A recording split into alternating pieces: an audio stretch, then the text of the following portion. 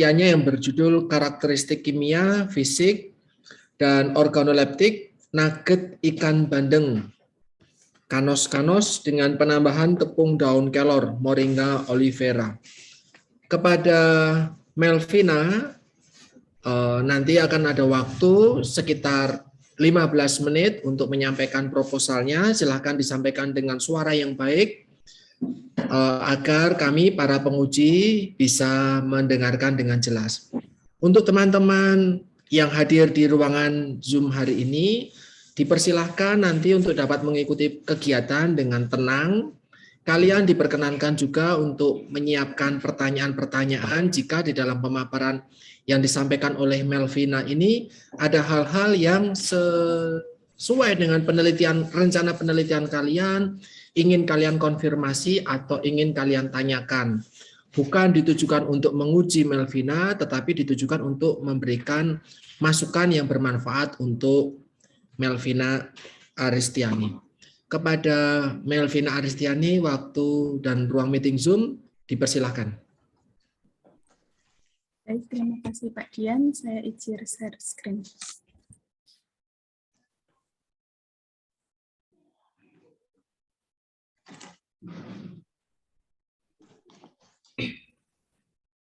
Apakah sudah terlihat? Baik, terima kasih. Selamat siang Pak Dian, Bu Purna, dan Bu Sinta, serta teman-teman yang sudah hadir. Di sini saya akan mempresentasikan proposal saya yang berjudul Karakteristik Kimia, Fisik, dan Organoleptik nugget ikan bandeng dengan penambahan tepung daun kelor. Untuk latar belakangnya, saat ini kan Indonesia sedang mengalami triple burden, yaitu permasalahan gizi kurang, lebih, dan kekurangan zat gizi mikro. Nah, dan stunting ini menjadi salah satu masalah yang sedang terjadi di Indonesia. Nah, saat itu remaja putri dan wanita usia subur itu perlu memperhatikan konsumsi makanan dan status gizinya untuk mempersiapkan diri menjadi calon ibu yang sehat sehingga dapat melahirkan anak yang sehat juga. Kemudian nugget ikan bandeng ini menjadi salah satu inovasi pembuatan nugget berbahan dasar ikan yang memiliki nilai gizi yang baik. Nugget ikan bandeng ini digolongkan dalam ikan yang mengandung tinggi protein dan rendah lemak. Dalam penelitian terdahulu, didapatkan hasil itu penambahan tepung daun kelor sebesar 0,25% hingga 5% itu dapat meningkatkan kandungan mineral pada satu produk pangan. Kemudian untuk rumusan masalahnya, apakah penambahan tepung daun kelor berpengaruh pada karakteristik kimia nugget ikan bandeng meliputi protein dan zat gizi? Kemudian apakah penambahan tepung daun kelor berpengaruh pada karakteristik organoleptik nugget ikan bandeng meliputi penampakan, tekstur, cita rasa, aftertaste, dan keseluruhan? Apakah penambahan tepung daun kelor berpengaruh pada karakteristik fisik nugget ikan bandeng meliputi susut masak dan daya ikat air? Untuk tujuan umumnya, untuk mengembangkan nugget kaya protein dan zat besi yang disukai oleh remaja. Kemudian untuk tujuan khususnya, untuk mengetahui karakteristik kimia meliputi kandungan protein dan zat besi nugget ikan bandeng dengan penambahan tepung daun kelor. Kemudian untuk mengetahui karakteristik fisik meliputi susut masak dan daya ikat air nugget ikan bandeng dengan penambahan tepung daun kelor. Kemudian untuk mengetahui karakteristik organoleptik meliputi penampakan, tekstur, cita rasa, aftertaste, dan keseluruhan nugget ikan bandeng dengan penambahan tepung daun kelor.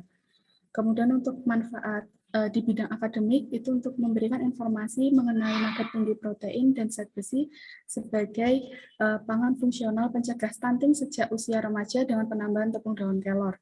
Kemudian sebagai informasi tambahan mengenai hasil pengembangan nugget dengan penambahan tepung daun kelor.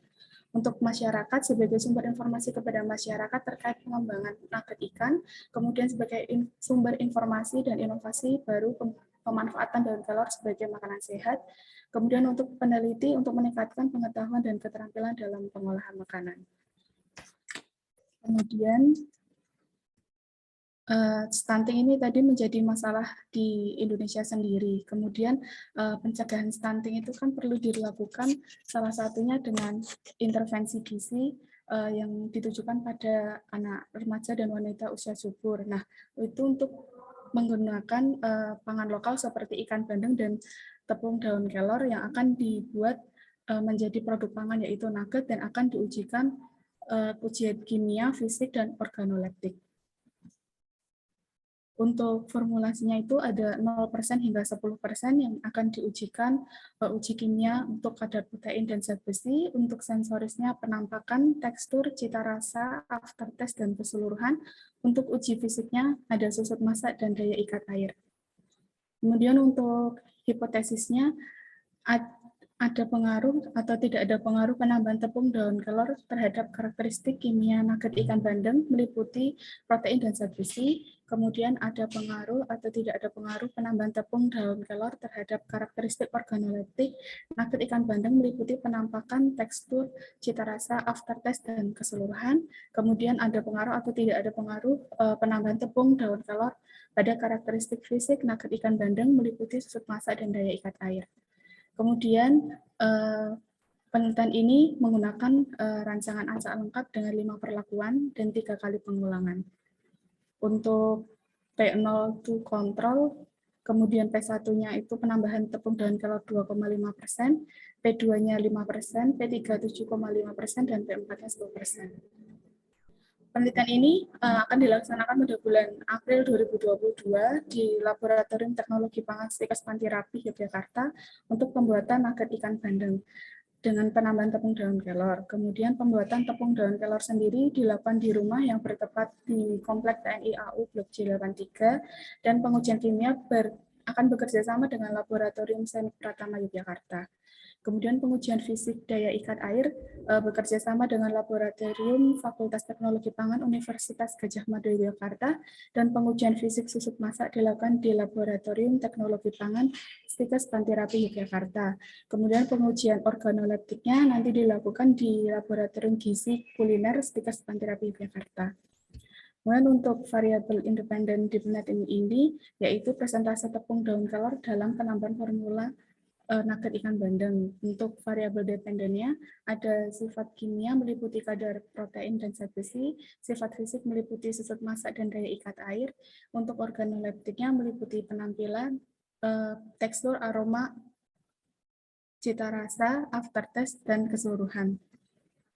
Untuk definisi operasionalnya, yang pertama penambahan tepung daun kelor itu pemberian tepung daun kelor ke dalam adonan nugget ikan bandeng dengan proporsi penambahan yang berbeda dari 0% hingga 10%. Kemudian skala datanya rasio. Kemudian untuk kadar protein, itu jumlah protein yang ada pada nugget ikan bandeng dengan penambahan tepung daun kelor yang dinyatakan dalam persentase dengan skala datanya rasio. Kemudian kadar zat besi, jumlah zat besi yang ada dalam nugget ikan bandeng dengan penambahan tepung daun kelor dinyatakan dalam persentase dan skala datanya rasio. Kemudian karakteristik sensorisnya, tingkat penerimaan nugget ikan bandeng dengan penambahan tepung daun kelor menurut rata-rata hasil berupa penampakan, tekstur, aroma, dan aftertaste untuk skala datanya ordinal. Kemudian hasil ukurnya dari penampakan, tekstur, cita rasa, aftertaste, dan keseluruhan. Untuk daya ikat airnya, kemampuan air terkait pada nugget ikan bandeng dengan penambahan tepung daun kelor dalam persentase untuk skala datanya rasio. Kemudian susut masak itu persentase air yang hilang pada nugget ikan bandeng dengan penambahan tepung daun kelor dan skala datanya rasio. Berikut adalah alat-alat yang akan digunakan dalam pembuatan nugget ikan bandeng. Kemudian alat yang digunakan untuk pengujian dari zat besi, kemudian alat yang akan digunakan dalam pengujian protein, kemudian alat yang digunakan untuk pengujian susut masak, kemudian untuk pengujian daya ikat air, dan pengujian sensoris. Untuk bahannya sendiri, ikan nugget ini berbahan dasar dari ikan bandeng yang tanpa duri dengan karakteristik mata merah cerah, bau segar, tekstur elastis dan padat, dan ini membeli di Jalan Poncowinata nomor 62 Cokro Diningrat, Kecamatan Jetis, Kota Yogyakarta. Untuk tepung daun kelornya itu nanti membuat sendiri. Kemudian untuk tepung tapiokanya dengan merek Rose Brand, terigunya dengan segitiga biru, telur ayamnya itu nanti membeli di pasar Bandengan Banguntapan Bantul yang sekilonya isi 16. Kemudian untuk bahan-bahan lainnya juga dibeli di pasar Bandengan Banguntapan Bantul. Berikut adalah formulasi untuk pembuatan nugget ikan bandeng dengan penambahan tepung daun kelor. Kemudian untuk etika penelitiannya itu akan dilakukan pengajuan mengenai etika penelitian. Etika penelitian menyangkut bagaimana peneliti melakukan penelitian secara etik, tidak memanipulasi data atau informasi, tidak menyalahgunakan data atau informasi, dan menghargai hak manusia sebagai subjek penelitian.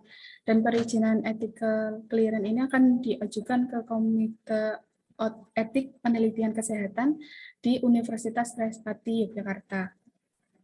Untuk metode pengujiannya, untuk yang daya ikat air itu menggunakan metode HAM, kemudian susut masak menggunakan Hutton, protein menggunakan Kegel, dan zat besi menggunakan metode AS, kemudian organoleptiknya menggunakan hedonik.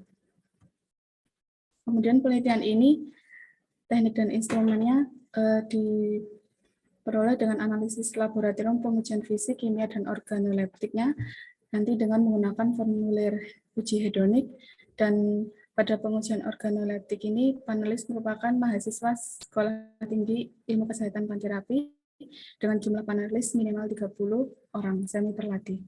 Kemudian untuk analisis datanya menggunakan SPSS 2021. Untuk datanya nanti diujikan normalitas terlebih dahulu. Jika data normal akan dilanjutkan menggunakan pengujian ANOVA. Jika ANOVA-nya signifikan, maka akan dilanjutkan menggunakan pengujian post-hoc multiple compression. Dan jika data yang dinormalitaskan tadi tidak normal dan tidak memenuhi syarat untuk pengujian ANOVA, akan menggunakan uji alternatif Kruskal-Wallis. Dan untuk setelah itu akan dilanjutkan lagi menggunakan uji Mann-Whitney. Berikut adalah lampiran untuk uji sensorisnya.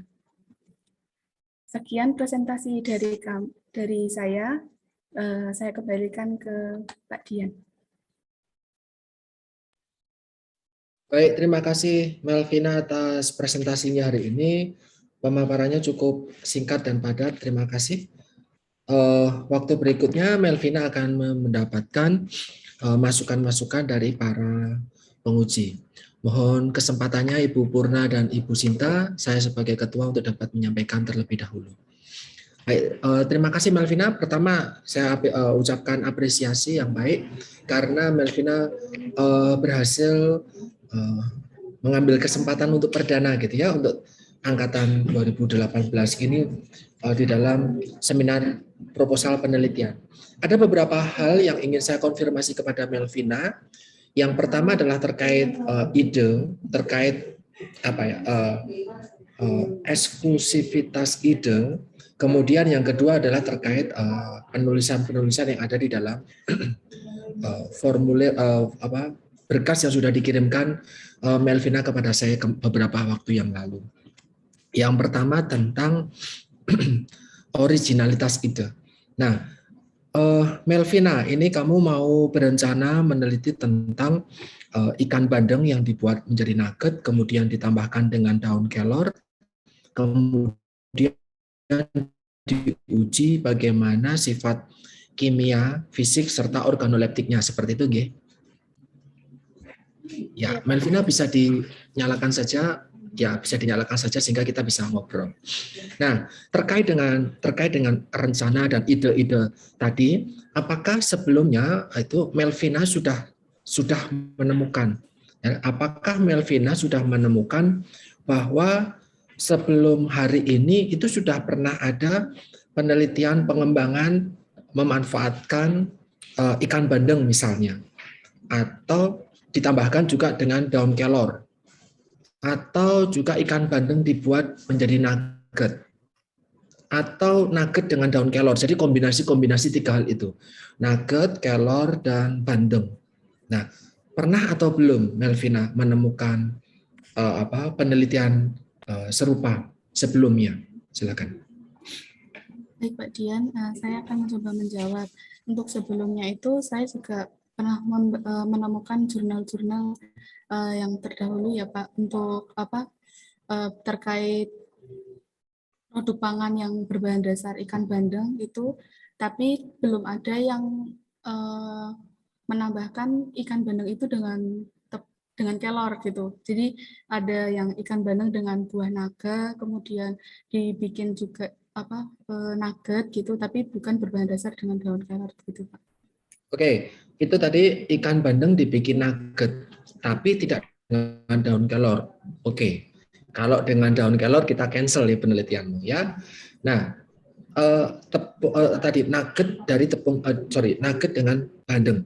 Tadi ditemukan ada yang dengan buah naga. Apakah informasi itu ada di dalam berkas ini, Melvina? Ada Pak Dian. Oke, nugget dengan nugget bandeng dengan daun nugget bandeng dengan tambahan buah naga. Ada lagi selain itu nugget dengan buah naga, nugget bandeng buah naga. Ada lagi kah selain itu? Yang dibuat jadi abon ikan, kemudian ada bakso ikan juga Pak. Kalau yang terkait dengan nugget, Ya. ada nggak yang bandeng dibuat menjadi nugget? Apakah ada? Sepertinya saya jarang menemukan yang nugget itu deh, yang dengan penambahan buah naga. Oh ya, oke. Itu nugget bandeng dengan buah naga. Nah, sekarang yang kedua, apakah ada tepung kelor dibuat menjadi nugget? Apakah Melvina sudah sempat menemukan atau pernah menemukan sebelumnya?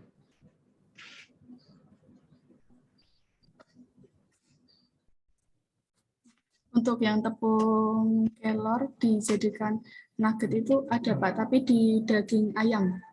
Di daging ayam. Kalau di daging ikan, apakah Melvina sudah pernah menemukan? Kalau yang daging ikan, Mungkin bukan bandeng ya, bukan bandeng, tapi mungkin ikan lain. Apakah Melvina pernah menemukan sebelumnya? waktu mencari-cari literatur kemarin sempat ada Pak, tapi belum sempat membaca gitu. Oh, oke. Berarti karena saya membaca di sini juga belum ada gitu ya. Berarti yang tepung kelor dikaitkan dengan nugget. Apakah saya bisa bicara seperti itu, Melvina? Iya Pak, bisa. Oke, izinkan saya membagikan sesuatu. Mohon siapa yang menjadi co-host, menjadi host boleh izinkan saya menjadi co-host untuk saya bisa share satu file yang menurut saya bisa membantu Melvina. Oke, sudah. Melvina, ini ada informasi buat Melvina. Tadi sebelum ujian ini, saya menemukan beberapa hal ini Melvina. Ya, sudah belum ya? Ya, sudah Pak. Sorry, kepleset. Sorry, maaf. Oke. Nah, ini apakah sudah terlihat ya? Nah, ini Melvina menurut ini bukan untuk mengkritisi kamu, tetapi ini adalah masukan untuk Melvina. Saya dalam paling beberapa menit, setengah jam saya coba searching, saya menemukan 1 2 3 4 5 6 7 8 9 pembuatan nugget dari ikan khususnya yang ditambah dengan daun kelor. Semua meneliti tentang organoleptik, semua meneliti tentang manfaatnya ke stunting, terus ke kesehatan, tentang banyak hal. Nah, ini bisa Melvina gunakan nanti di dalam saya coba stop ya. Nanti itu bisa Melvina gunakan untuk memperkaya di dalam penelitiannya atau rancangan penelitiannya Melvina. Penelitian-penelitian sebelumnya ini sangat bermanfaat buat Melvina dalam menentukan apa sih yang unggul dari produknya Melvina dibandingkan produk yang sebelumnya. Kalau tadi ditemukan bahwa adanya di nugget ayam, Pak, oke, kita sekarang nggak bicara tentang ayam, kita bicaranya tentang ikan. Nah, maka nugget-nugget ikan ini yang sebelumnya tadi ada ikan tongkol, lemuru, teri, apa sih beda lele, apa sih bedanya dengan ikan bandeng. Nah, mereka semuanya sudah ditambahkan dengan kelor. Apa sih perbedaan dengan ikan bandeng? Nah, itu hal yang perlu Melvina highlight. Sehingga penelitian usulan penelitian yang direncanakan sama Melvina itu memang sesuatu yang baru, sesuatu yang menambahkan menambahkan keunggulan dibandingkan penelitian-penelitian yang sebelumnya. Gitu ya, Melvina? Nanti bisa Baik, Pak. ditambahkan. Terima kasih. Ya, tadi itu. Jadi menurut saya daripada di berkas Melvina ini bicara tentang abon kan jauh banget nih dengan nugget. Bicara tentang misalnya nugget ayam itu juga beda karena kamu pakainya ikan. Carilah yang similar dengan segitiga yang kamu punya. Ikan bandeng, nugget sama daun kelor. Itu yang bisa dikaji lebih lanjut. Itu tentang originalitas penelitian sebelumnya. Jadi sebenarnya ada banyak pertanyaan terkait itu, tapi karena tadi disampaikan memang belum pernah menemukan sebelumnya ya, pertanyaan-pertanyaan itu saya simpan. Oke, kita sekarang masuk ke berkas yang Melvina sudah kirimkan ke kami sebagai penguji hari ini. Yang pertama, di halaman pertama ini saya melihat proposal penelitian. Ada sedikit, saya kurang tahu nih, karena Melvina mengirimkan ke saya dalam bentuk Word, barangkali di laptop saya pengaturannya jadi berubah. Nanti kalau mohon nanti silakan dikonfirmasi, mohon buat judulnya ini caps lock atau tidak bisa disesuaikan ya. Karena kalau di tempat saya ini karakteristik sampai ke Bandeng itu semuanya caps lock, tapi setelah kanos-kanos sampai ke Oliveira itu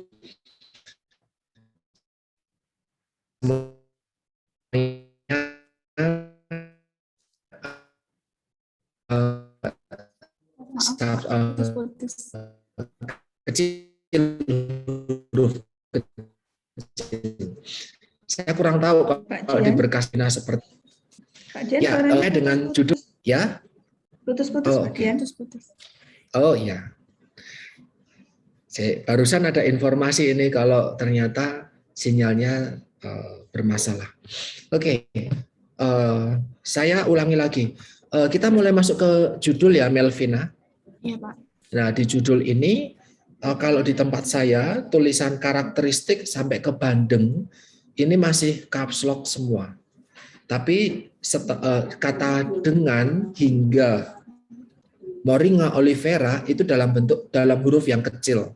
Nah, ini kalau di file sebenarnya itu sudah sesuai, monggo bisa diperbaiki. Tapi kalau ternyata ini masalah di laptop saya, ya saya yang tidak akan menyampaikan hal ini. Gitu ya, Mel? Kalau di tempat kamu caps lock semua, caps lock semua atau kecil semua atau gimana? Enggak, sama kayak yang saya kirimkan. Oh, oke. Berarti tahu ya, yang saya sampaikan di sini hurufnya besar semua, tetapi setelah itu kecil semua. Nah, ini yang perlu disesuaikan. Nah, itu cuman soal tata tulis. Nah, kita coba sekarang langsung masuk ke konten. Ada banyak sekali typo, tapi saya tidak menganggap itu sebagai sebuah masalah. Nanti Melvina bisa ke ruangan saya, ada beberapa typo yang saya tuliskan. Kita coba masuk ke yang kedua.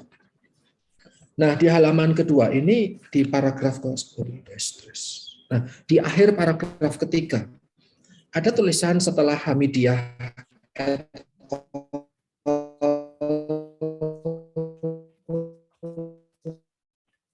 Pak Dian putus lagi.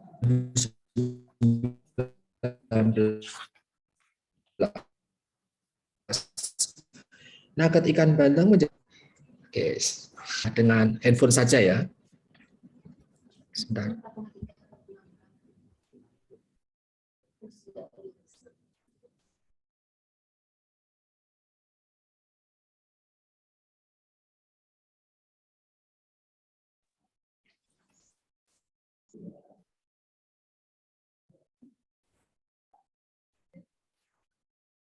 Halo Melvina.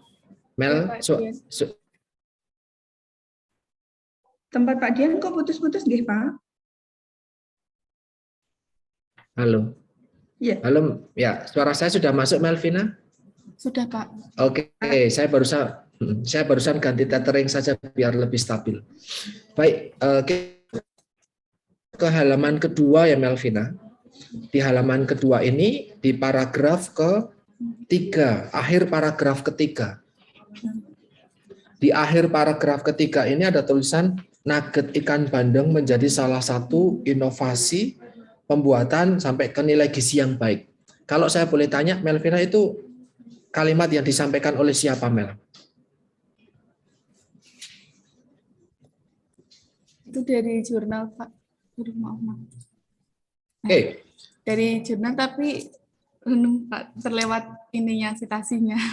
Oke, nanti silahkan bisa dituliskan ya. Ya. Karena kalau di bab 1 di bagian khususnya di latar belakang dan nanti di bab 2 di bagian tinjauan teori itu Melvina belum diberi kesempatan untuk menuliskan opini. Gitu ya. Jadi masih berupa paraphrasing dari penelitian-penelitian sebelumnya. Jadi apapun kalimat yang tertulis di sini bisa dipertanggungjawabkan, berasal dari siapa, dari mana, tahun berapa, publikasi di mana. Begitu ya, Mel? Ya, Pak. Baik. Oke, berikutnya kita masuk ke mana ini? Halaman ketiga. Halaman ketiga ini kamu fokus nanti di protein dan zat besi, oke? Nah, ini. Nah, kandungan zat. Nah, ini kata Priandi 2020 Mel di paragraf pertama yang kalimat terakhir. Kandungan zat gizi dari ikan bandeng dapat bertambah dengan penambahan tepung daun kelor yang memiliki nilai gizi yang tinggi. Ini padahal kalau saya cek di penelitiannya Priandi ini meneliti tentang organoleptik otak-otak bandeng kelor. Nah, dia tidak meneliti tentang kandungan gizinya. Berarti kemungkinan besar dia menuliskan dari penelitian orang lain gitukah atau seperti apa, Mel?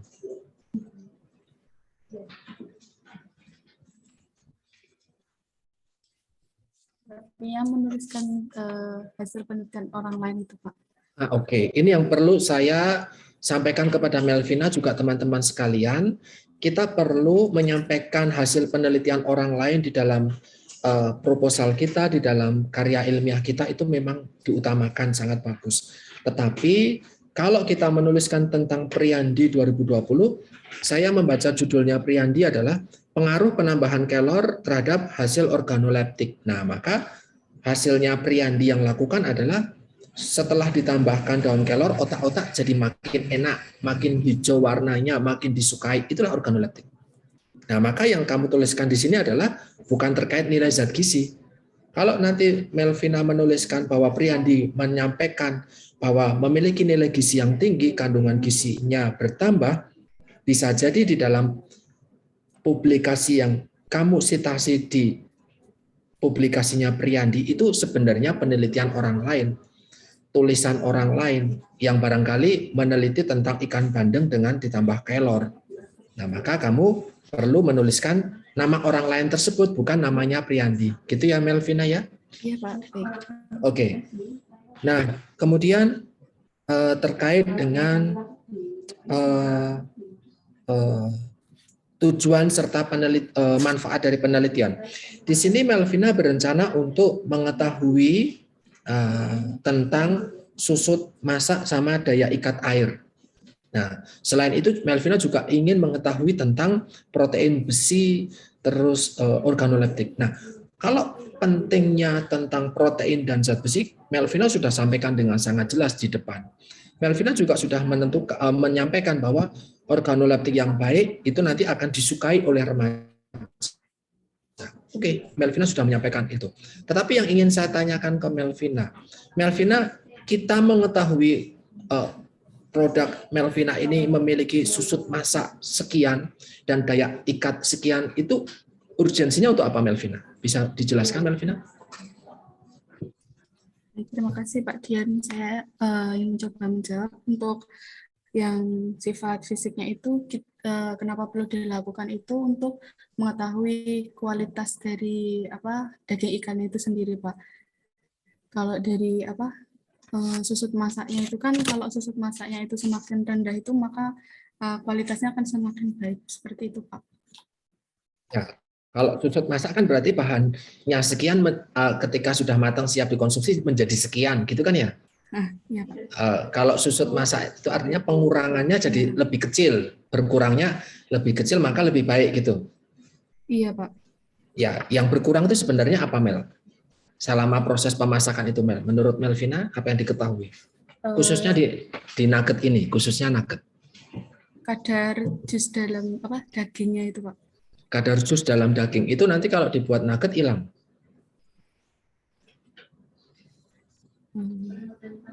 Atau gimana? Mungkin berkurang gitu. Berkurang. Misalnya mioglobin ya, berarti hilang dari itu berkurang. Nah, kalau kurangnya banyak, maka kualitasnya jelek gitu ya, Mel. Kalau susut masaknya tinggi, berarti kualitasnya jelek. Seperti itu. Gimana Pak Dian, maaf? Kalau susut masaknya tinggi, maka kualitas bahan makanan atau produk makanan tersebut adalah kurang baik. Seperti itu kah? Iya Pak Dian. Ya. Alasannya apa, Mel? Boleh tahu nggak, Mel? Ada apa, Mel? Kenapa kok susut masak yang tinggi itu malah justru kualitasnya jelek? Melvina bisa menyampaikan? Pengetahuan saya dan saya belajar ya Pak dari literatur sebelumnya itu, kalau daging dengan susut masak yang tinggi itu kan berarti kan kadar airnya tinggi Pak. Jadi nanti dalam proses penyimpanan itu kan juga akan berpengaruh gitu Pak, dalam penyimpanan. Oke. Ya, itu susut masak. Ya, nanti bisa dicari lagi, ditambah lagi. Ya. Karena ini variabel, salah satu variabel utama yang Melvina akan teliti, sehingga Melvina perlu dalami betul. Selain fokus di protein, besi, sama aneka macam yang organoleptik tadi. Kemudian yang daya ikat air, Melvina. Apa pentingnya kamu mengetahui produkmu ini memiliki daya ikat air sekian?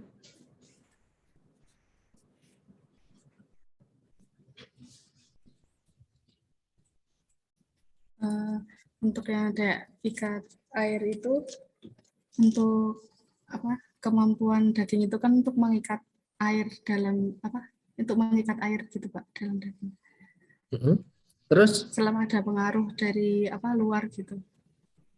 Terus manfaatnya dalam suatu produk apa? Aplikasinya apa? Sama Pak, untuk mengetahui kualitas dari dagingnya itu. Kalau kualitas yang baik, maka daya ikat airnya bagaimana?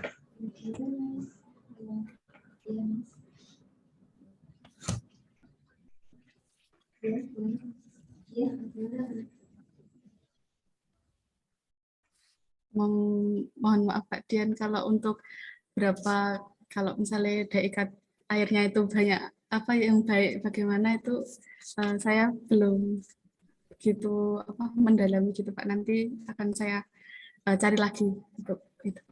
Baik, Mel, ini lagi-lagi karena ini variabel utamamu, karena saya menduga ini akan menjadi poin utama di dalam analisismu nanti.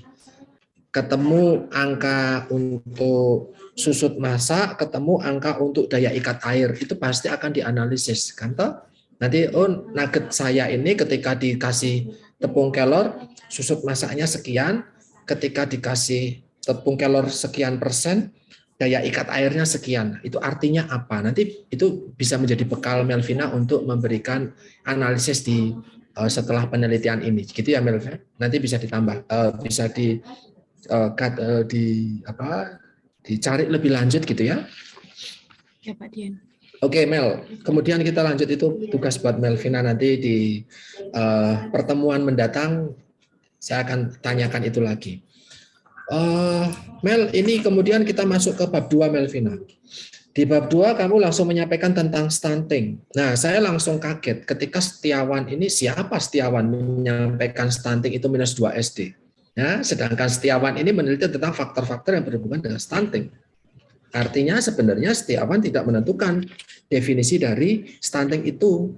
Nah, ini bisa jadi Setiawan itu mengambil dari punyanya orang lain, misalnya mengambil dari Kemenkes lah, mengambil dari WHO lah, mengambil dari misalnya IDAI, Dokter Anak Indonesia, Ikatan Dokter Anak Indonesia.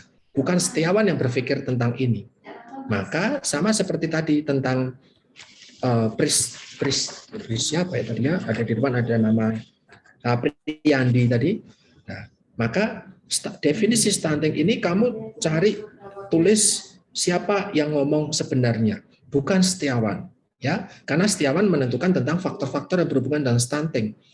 Kalau kamu mau mensadur tentang Setiawan, kalimat yang kamu boleh tuliskan adalah misalnya ekonomi keluarga atau pendidikan ibu sangat menentukan adanya stunting pada keluarga tersebut. Setiawan 2018. Oke, karena itu penelitiannya Setiawan. Gitu ya Mel. Tapi kalau tentang definisi, Melvina tidak bisa menyampaikan karena saya yakin ini bukan tulisannya Setiawan. Oke, ini dari standar 2 SD itu dari Permenkes 2019 kalau saya tidak salah. Tentang standar antropometri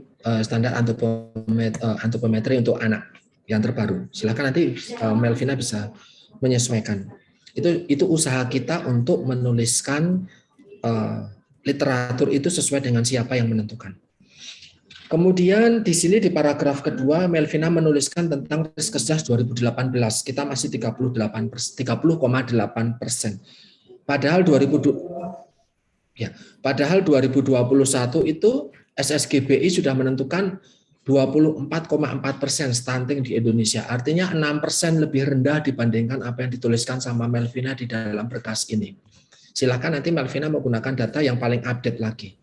Dan di kalimat terakhir itu, maka itu diperlukan pencegahan upaya menurunkan angka stunting di Indonesia. Untuk sebagai tambahan Melvina, Seskap RI ya, itu sekretaris sekretaris presiden itu di bawahnya Wapres, dia sudah punya program 2024 pemerintah Indonesia menurunkan stunting menjadi 14%. Nah, ini menjadi sesuatu informasi tambahan nih buat Melvina. Di dalam literaturnya Melvina, setelah 24,4 di tahun kemarin 2021 punya target 2 tahun lagi menjadi 14%. Artinya harus turun 10%. Harus turun 10% ini akan didukung dengan intervensi spesifik dan sensitif. Nah, ini Melvina bisa tambahkan untuk nanti memperkaya saja literatur di Melvina karena Melvina menyangkut masalah stunting. Yang berikutnya adalah di halaman berikutnya saya menduga. Nah, saya menduga ini Melvina belum melakukan paraphrasing. Ini menduga ya, ini cuma dugaan gitu ya. Ini cuma dugaan. Melvina dan teman-teman 2018 sekalian, ini adalah penting buat kalian untuk mulai menuliskan literatur secara paraphrasing. Kalian membaca, mendownload, mensitasi jurnal dari dalam dan luar negeri, silahkan ditulis kembali dengan bahasa kalian, dengan inti yang tetap sama. Nah, ini pentingnya apa? Pentingnya adalah ketika nanti kalian mau yudisium, itu kalian akan diuji menggunakan aplikasi yang tidak akan bisa dibohongi plagiasinya seberapa persen. Kalau kalian melakukan paraphrasing dengan baik, tentu akan menghasilkan nilai similaritas yang rendah. Ini saya menyampaikan dulu ke Melvina agar nanti ketika di sidang hasil nanti Melvina tidak perlu repot-repot paraphrasing ulang, gitu ya Mel ya. Jadi di bab 2 ini, di bab 2 banyak banget pengalaman di masa lalu mereka itu tidak melakukan paraphrasing. Mendownload jurnal, kalimatnya bagus, cuma tinggal kopas.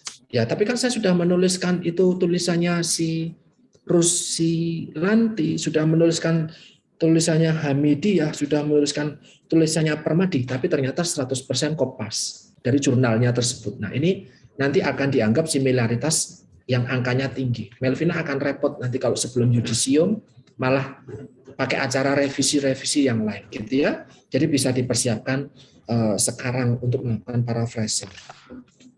Yang berikutnya Melvina mengembangkan tentang ikan bandeng.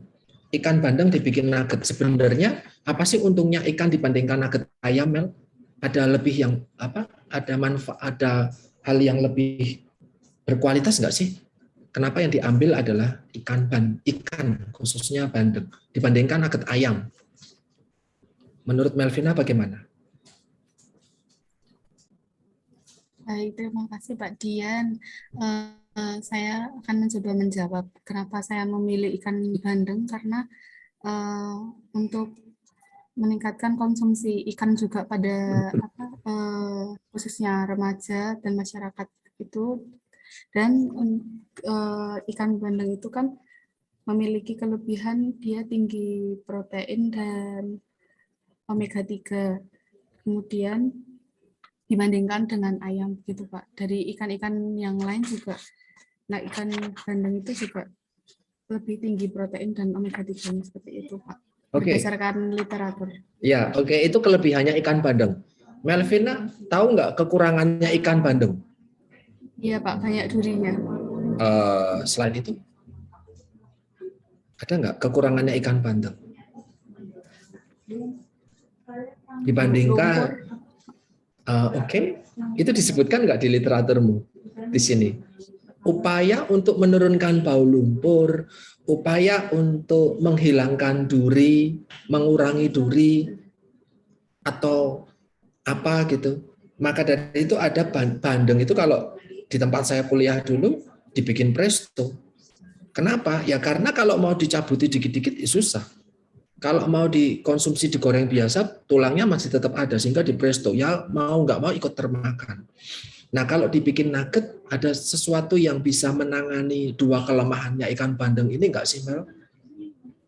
Iya Pak, ada. Yang pertama menggunakan itu Pak, ikan bandeng yang sudah cabut duri, yang Itu sudah ya, dicabut duri. itu pengolahan. Tapi nugget, ikan bandeng akhirnya, misalnya tadi saya kasih analogi, nugget dibikin presto, ikan bandeng dibikin presto karena biar tulangnya ikut sekalian termakan, karena tulangnya banyak banget, durinya banyak banget. Nah, ikan bandeng dibikin nugget itu sebenarnya mengatasi masalah yang mana, Mel? Ada nggak, Mel? Melvina menemukan itu nggak?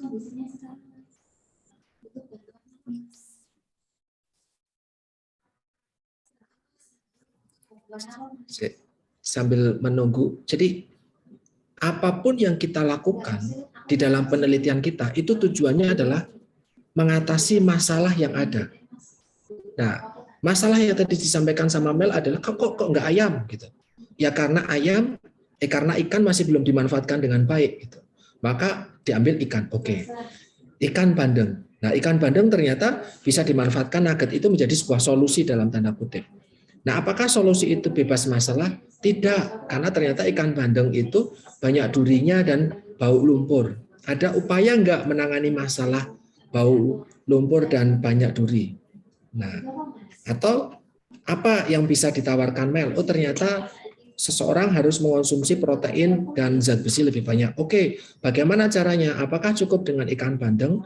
Tidak, harus ditambahkan kelor. Ada apa dengan daun kelor? Oh, ada zat besinya, ada proteinnya.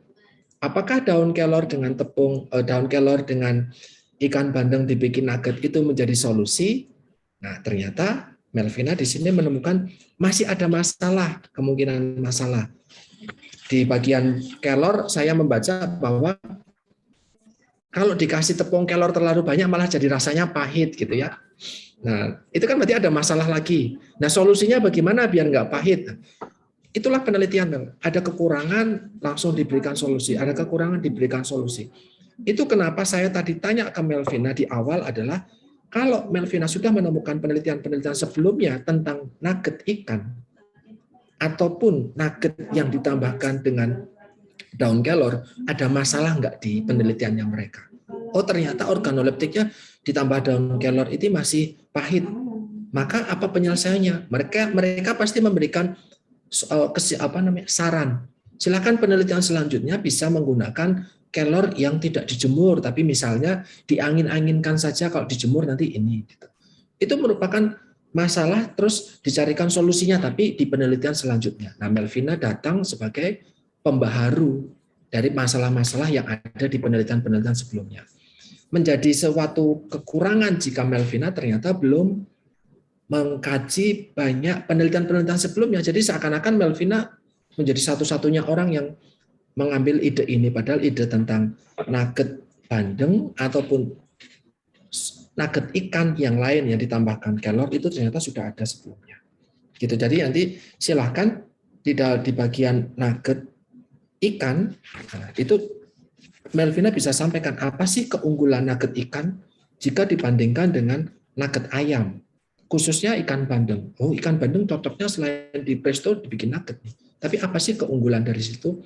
Nah, sehingga ini akan semakin menguatkan punya penelitiannya dari Melvina. Yang berikutnya tentang protein, tentang Fe, tentang organoleptik. Melvina sudah kaji cukup banyak di proposalnya Melvina.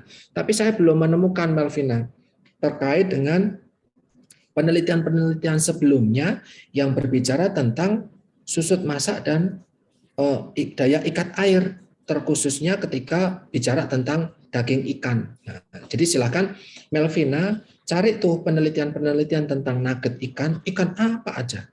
Ya, yang sebelum-sebelumnya ketika diteliti ternyata susut masaknya sekian. Terus kamu bisa bilang, oh kalau susut masak nugget ikan ini sekian, artinya apa? Oh kalau nugget ikan ini daya ikat airnya sekian, maka artinya apa? Kesimpulannya seperti apa? Nah, silahkan Melvina bisa lebih perkaya tentang itu. Lagi-lagi karena ini penelitiannya Melvina, jangan fokus soal protein sama zat besi aja. Fokus ketika ke variabel-variabel yang lain, karena itu juga yang akan Melvina teliti. Ya, ketika Melvina banyak memiliki literatur, itu akan mempermudah Melvina nanti ketika di bab 5. Ketika nanti mau membahas, itu akan sangat mudah karena tinggal nyomot-nyomot literatur yang sebelumnya. Oke? Ini masukan saja. Nah, kemudian ini di bagian halaman keberapa nih? Halaman 11 kalau di tempat saya. Di bagian paragraf ikan bandeng yang terakhir. Ya, tulis yang akhirnya ada Abriana itu. Nah, di sini ada literatur tentang ikan bandeng yang diolah menjadi nugget sama bakso. Nugget dengan bakso. Terus sosis ikan, ya, sosis ikan bandeng. Kemudian abon ikan bandeng. Nah, ini menurut saya malah jadi terlalu luas, Melvina. Kamu menurut saya lebih baik jika fokus ke nugget saja. Jadi silakan cari penelitian-penelitian yang bicara tentang nugget. Syukur-syukur tentang nugget bandeng. Jadi disempitkan skopmu di dalam membawa orang membaca penelitianmu itu skopnya dipersempit lagi ke nugget bandeng saja. Kenapa? Atau nugget ikan saja. Kenapa? Nanti kalau bicara tentang abon, bicara tentang sosis, bicara tentang bakso, itu nanti karakteristiknya beda semua. Abon itu kok dimasak sampai kering. Kalau bakso itu cuma dikukus, sedangkan nugget pakai acara digoreng setelah dikukus. Sosis nanti juga beda lagi. Jadi karena variabelnya Melvina nanti fokus ke dalam ikan bandeng yang dibikin nugget, maka silahkan cari penelitian-penelitian tentang nugget ikan. Bukan nugget ayam, tapi nugget ikan. Syukur-syukur kalau ada yang nugget bandeng. Melvina tinggal meneruskan apa yang masih menjadi kelemahan dari nugget bandeng sebelum yang dilakukan oleh peneliti sebelumnya Melvina. Ya, jadi fokuslah ke nugget ikan saja, gitu. Bukan ke abon, bukan ke sosis. Gitu. Kalaupun mau bicara tentang ikan bandeng juga dimanfaatkan dalam bentuk lain seperti abon, sosis, bakso, dan nugget. Monggo, tapi cukup satu kalimat aja. Itu sebagai kata penghubung ke paragraf berikutnya atau penelitian berikutnya yang fokus tentang nugget. Gitu ya. Jadi ikan bandeng selain dijadikan presto juga bisa dijadikan sebagai abon, apalagi tadi sosis, bakso, Tadi kalau abon itu Abriana, sosis itu oleh Permadi, bakso itu oleh Nusantari. Juga nugget. Nah, baru nugget ikan bandeng bla bla bla bla bla bla. Nah, itu cara di dalam menyampaikan penulisan. Itu soal ikan bandeng dengan nugget. Yang berikutnya soal daun kelor. Ini karena saya juga pernah penelitian tentang kelor. Nah, di sini tadi kelor ditambahkan di dalam nugget. penelitian tentang kelor di dalam nugget ini masih belum begitu banyak dituliskan. Padahal tadi saya sampaikan ke Mel, saya share screen, ada banyak penelitian sebelumnya. Silakan Melvina nanti bisa ke ruangan saya atau lihat lagi rekamannya. Apa sih penelitian-penelitian tentang nugget ikan khususnya yang ditambah kelor? Ya, ternyata siapa? Misalnya Bambang. Ternyata Bambang meneliti tentang kelor ditambahkan pada nugget ikan lele menjadikan organoleptiknya seperti apa. Ternyata Aris gitu ya, membuat nugget ditambah kelor itu daya susut airnya, itu daya susut masaknya berapa? Bagaimana dampaknya? Oke, terputus ya. Barusan notifikasinya terputus. Semoga bisa terdengar dengan jelas. Jadi saya ulang lagi, mungkin kalau terputus. Silakan nanti Melvina bisa perkaya literaturnya yang bicara tentang kelor dengan nugget, gitu ya. Nugget ikan khususnya. Nah, di sini kelor dengan protein itu sudah diteliti, ya, bahwa ternyata Fatmawati itu menemukan kelor segar dibikin ekstrak itu meningkatkan protein yogurt. Terus protein biskuit itu juga bisa meningkat gara-gara dikasih kelor. Ini menurut Mulyati. Nah, organoleptik juga ada di selanjutnya.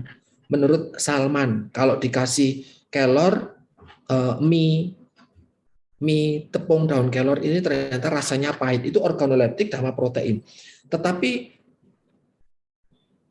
pemanfaatan kelor untuk kadar zat besi, pemanfaatan kelor di dalam daya susut atau daya ikat air ini sudah ada atau belum?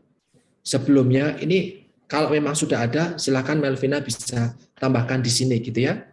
Jadi ada dua variabel, dua bahan makanan yang harus Melvina teliti lebih lanjut atau gali lebih lanjut tentang bandeng dengan kelor ini. Melvina perlu cari banyak, entah nanti pemanfaatan menjadi apa. Syukur-syukur dalam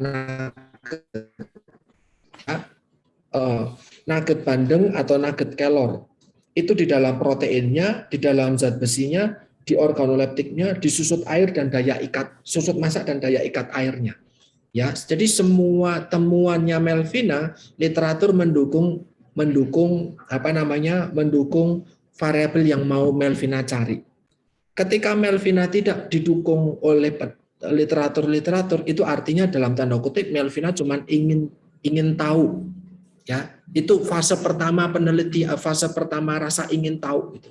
Cuman hanya untuk mencari tahu saja, tetapi tidak ada keterkaitan, hubungan keterkaitan itu kayak nggak ada. Kalau Melvina nggak punya literaturnya, jadi Melvina perlu perkaya literaturnya sehingga nanti di dalam hipotesis itu Melvina bisa menyampaikan dengan jelas bahwa kalau dikasih kelor proteinnya tambah, kalau dikasih kelor zat susut masaknya bisa berdampak atau ada dampak di dalam susut masak. Kalau dikasih kelor sekian itu ada dampak di dalam daya ikat. Jadi bukan hanya untuk cari tahu saja, tapi sudah ngerti. Kalaupun nanti, karena dengan literatur sebelumnya, dengan penjelasan sebelumnya, ada teori nih. Kalau ikan lele dikasih kelor, itu nanti rasanya enak, tapi di porsi sekian. Di porsi yang ditambah lagi rasanya nggak enak. Nah, Melvina sudah punya teori itu, tapi itu ikan lele. Melvina mau di ikan bandeng. Nah, atau mungkin nugget ayam ditambah daun kelor. Ternyata daya susut masaknya, ini kebetulan nemunya di ayam nih. Susut masaknya jadi sekian. Itu ayam. Bagaimana ya kalau bandeng? Itulah penelitian. Harusnya Melvina bisa dapat buahnya dari sana, dari sini untuk mendukung variabelnya Melvina. Nah, kemudian di bagian selanjutnya, di hipotesis, Melvina dengan sangat yakin bahwa ada pengaruh nih penambahan kelor terhadap karakteristik kimia. Kok bisa ada pengaruhnya? Iya, karena literatur sebelumnya bilang A, B, C, D, E, F, G. Ada dampak juga pada organoleptik. Oh, kok bisa? Ya, karena ada A, B, C, D, E, F, G. Nah, itu yang Melvina perlu gali. Oke, Mel? Ini saya tidak akan menanyai sesuatu hal untuk menguji kamu paham atau belum, untuk menguji seberapa tingkat. No, saya tidak akan masuk ke situ. Saya hanya akan memberikan masukan-masukan. Saya akan dalam tanda kutip menanyakan banyak ke kamu nanti ketika sidang hasil. Ya, ini hanya masukan ke saya. Kemudian kita masuk ke hipotesis Melvina. Nah, hipotesis sebelum masuk ke alternatif ataupun hipotesis nol. Kalau terkait dengan karakteristik kimia, sebenarnya apa yang diharapkan oleh Melvina? Apakah ditambah kelor semakin banyak, itu karakteristik kimianya itu ada pengaruhnya, atau harapanmu itu tidak berpengaruh? Oke, monggo Mel. Terima kasih Pak Dian. Saya akan mencoba menjawab. Untuk harapannya itu, untuk yang karakteristik kimia itu akan semakin baik jika ditambahkan daun kelornya, Pak. Oke, ditambah kelor maka harapannya semakin membaik, ya. Jika dibandingkan yang tidak ditambah kelor, oke? Iya, itu, Pak. ya. Artinya ada pengaruh, betul Mel? Kalau ditambahkan, Iya Pak. Oke, itu yang karakteristik kimia. Sekarang pegang dulu ya, itu ya. Berarti saya coba catat. Kemudian yang organoleptik. Kalau dikasih kelor, itu harapannya ada pengaruh atau tidak? Kalau ditambah daun kelor itu harapannya tidak ada pengaruh, kan kalau semakin banyak daun kelornya tadi berdasarkan penelitian sebelumnya itu kan malah rasanya pahit gitu Pak. Maka sebenarnya Melvina ini ingin bikin produk nugget ikan bandeng yang cita rasanya sama seperti nugget pada umumnya, atau malah justru bikin cita rasa yang unik. Nah, karena ini sistemnya substitusi. Kita tujuannya Melvina bikin di penelitian ini ya, tujuan utamanya adalah yang disukai remaja. Sedangkan di pendahuluan adalah yang disukai remaja adalah nugget-nugget pada umumnya ya, makanan cepat saji berbahan dasar daging ayam, itu yang disukai sama remaja. Nah, Melvina pengen bikin produk bandeng dengan kelor yang disukai remaja. Maka produk ikan bandengnya ini harusnya sama enaknya dengan daging ayam pada umumnya. Iya atau tidak? Iya Pak. Iya toh? Artinya apa? Penambahan tepung kelor ini harapannya akan mempengaruhi organoleptik atau tidak mempengaruhi organoleptik? Pengaruh. Kalau mempengaruhi berarti dia makin enak banget atau makin tidak enak banget. Ya produkmu nggak sesuai dengan tujuan udah. Kalau organoleptik yang ditujukan apa? Tidak berpengaruh.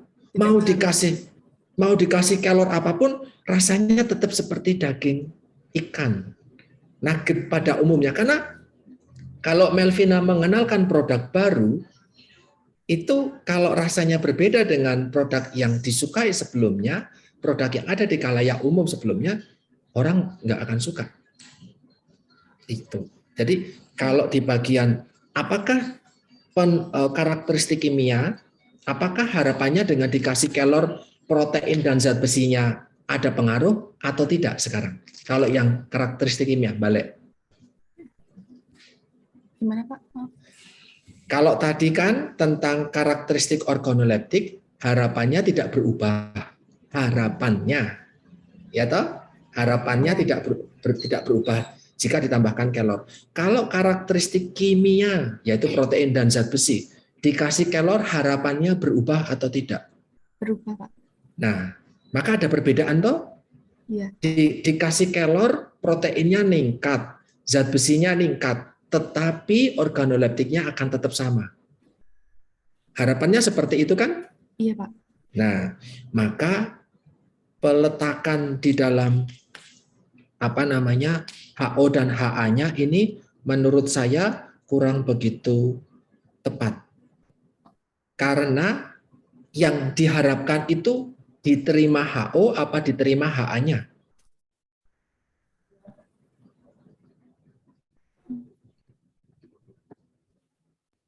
Yang pengen dikejar itu HO atau HA-nya yang pengen dikejar. Itu nanti mempengaruhi keputusan Melvina.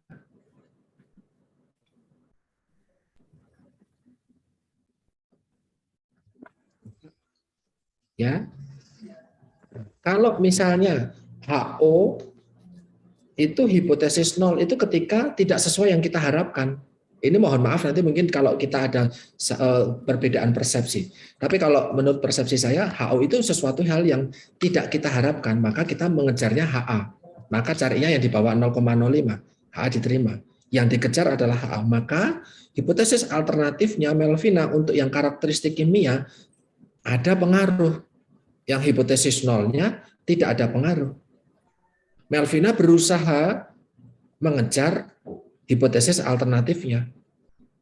Atau yang kedua tentang karakteristik organoleptik, Melvina berusaha mengejar yang hipotesis alternatif. Maka hipotesis alternatifnya boleh tidak ada pengaruh. Gitu.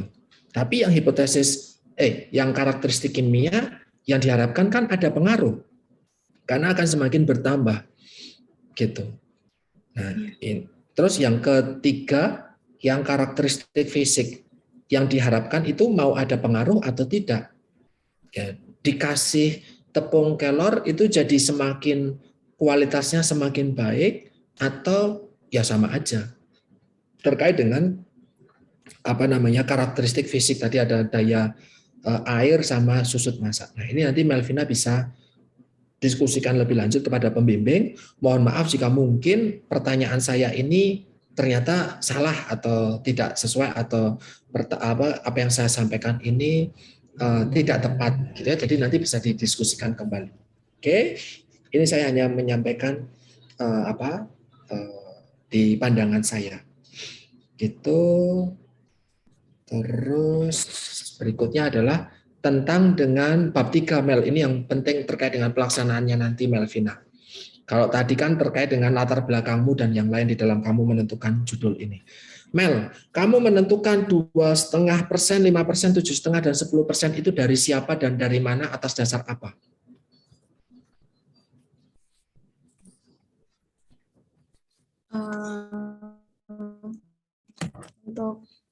Untuk formulasinya itu tadi berdasarkan literasi yang dari Salman itu tadi itu kan kalau 15 gram itu kan sudah mempengaruhi banget untuk rasanya juga pahit. Terus kemarin berdiskusi juga dengan pembimbing untuk penentuan ini Pak formulasinya. Kalau tadi kan kalau yang pahit itu dari Salman, betul? Yang dari Salman, yang kamu sampaikan kalau iya Pak. Tapi Salman itu bikin mie, bukan bikin nugget. Nah, pendapat saya, masukan dari saya adalah silakan Melvina cari literatur yang tadi saya share screen-kan.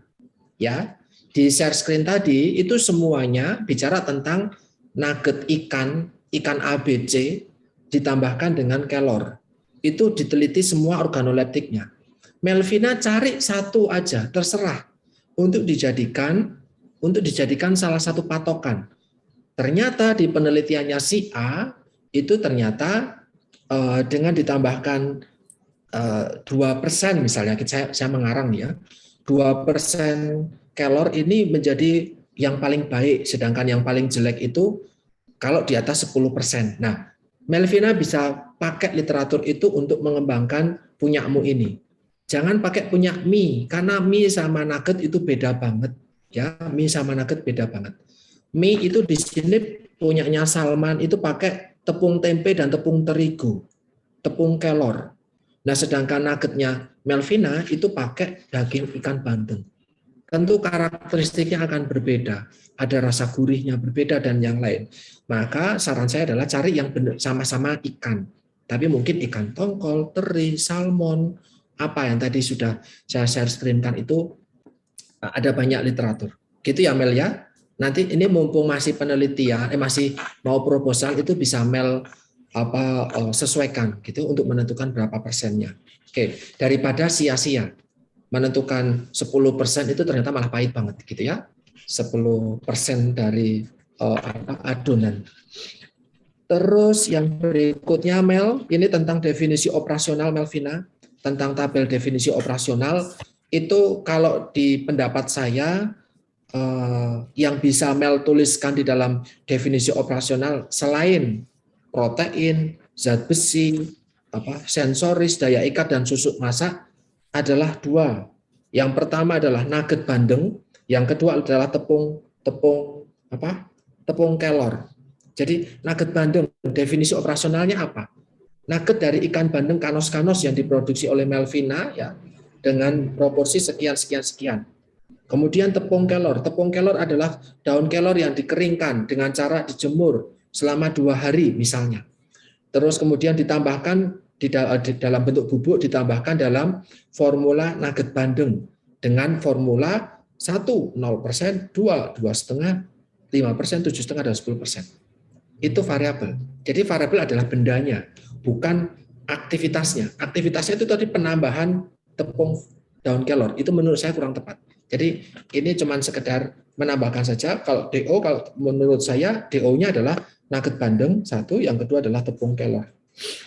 Oke, kemudian yang tentang alat dan bahan halaman 20. Melvina bikin tepung daun kelor sendiri gitu ya?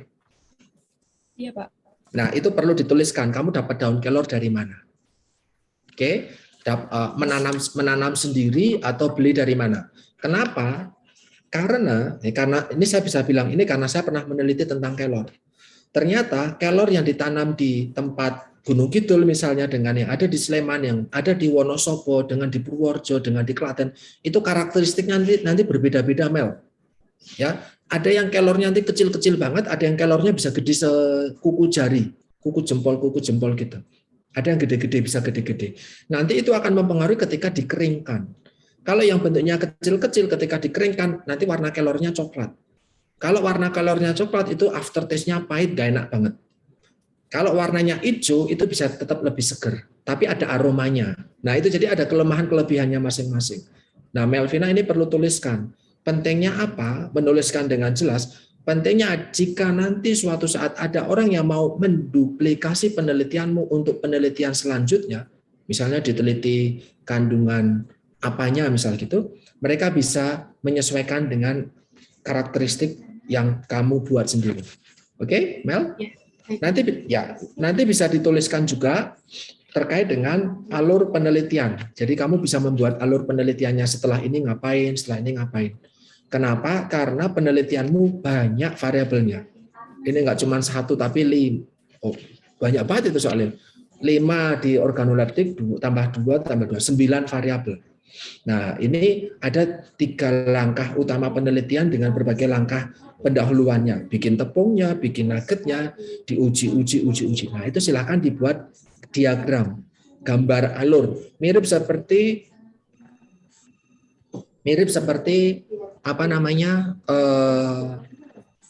kerangka konsep atau kerangka mirip seperti kerangka konsep gitu ya. Sebentar. Halo, selamat siang. Enggak ada. Saya lagi ujian skripsi. Oke, saya lanjutkan kembali. Mohon maaf ya, karena enggak ada orang di ruangan saya. Oke, kemudian tentang halaman ke-23 Melvina, tentang etika penelitian. Ya, tentang etika penelitian ini kamu merencanakan akan ada di KEPK Respati. Ada hal terkait dengan etika penelitian, tidak hanya ethical clearance, tetapi informed consent sama izin penelitian. Silakan itu bisa ditambahkan di dalam 3.7 ini, poin di 3.7 ini tentang informed consent dan perizinan penelitian. Mengingat Melvina ini juga melakukan penelitiannya di berbagai instansi, mulai dari Stikes Panti Rape, Tekpang UGM, terus sama tadi ada mana lagi? Misalnya ada di Tekpang UGM, Panti Rape, nah itu. Sama Kemik, kalau Kemik sih nggak ada izinnya.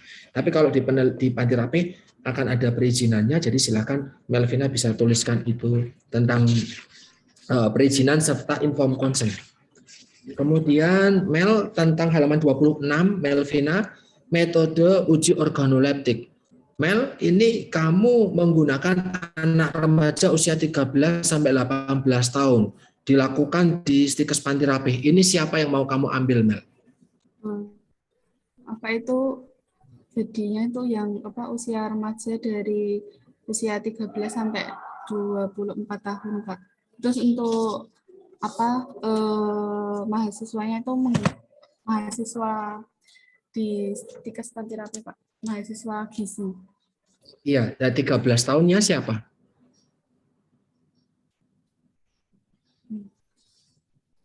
Ini karena kalau dulu ada penelitiannya Jojo itu bikin biskuit, dia pakai anak-anak kecil tuh. Saya ingat banget tuh, sama Bu Purna juga dulu penelitiannya. Dia menggunakan organoleptiknya sama anak-anak kecil tuh, dikasih biskuit apa ya saya lupa. Nah, dikasih biskuit. Sampelnya siapa? Anak-anak kecil, Pak, di sekitar saya. Oke. Nah, ini sampelnya siapa? Mahasiswa, Pak. Memang ada mahasiswa 13 tahun, kita belum ada ya. Nah, jadi ini perlu dituliskan, dijelaskan apakah memang betul anak-anak kecil diundang ke Stikes atau memang pure 100% mahasiswa sebenarnya, Mel. Kalau gimana, Mel?